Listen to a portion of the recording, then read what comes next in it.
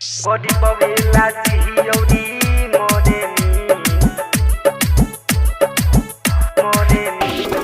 DJ Amit Tiwari अपहर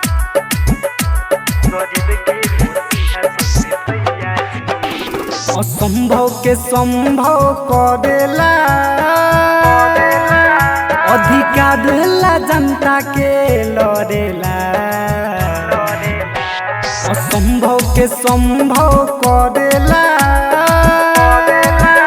अधिकार ला जनता के लड़ेला गरीब के मसीहा संजय भैया जी गरीब के मसीहा संजय भैया जी गरीब बेला जिहियौरी मोरेनी गरीब के मसीहा संजय भैया जी गरीब बेला जिहियौरी मोरेनी गरीब के मसीहा संजय भैया जी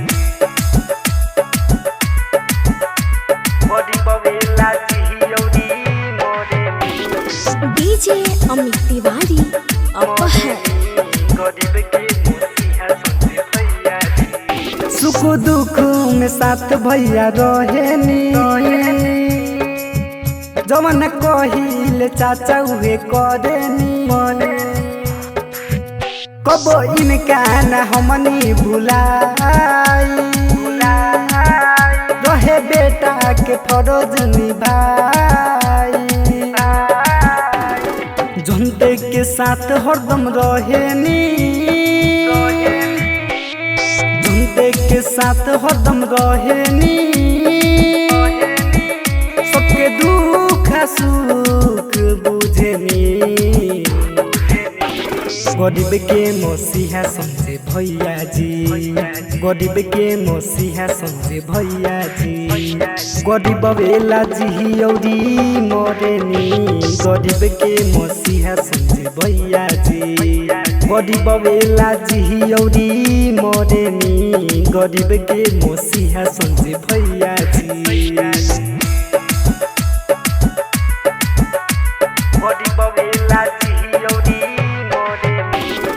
डीजे अमित तिवारी अपहर देखी गौआ में केतना भइल विकास जवन कइले न केहू क देले गरीब के नेता बनियाई फिर से इनके के चाचा हो जिताई विगन विधाता सुनावेला विगन विधाता सुनावेला हवे दिल के साफा बतावेला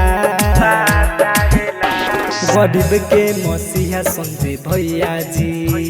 गरीब के मसीहा संजय भैया जी गरीब बेला जिहियौरी मोरेनी गरीब के मसीहा संजय भैया जी गरीब बेला जिहियौरी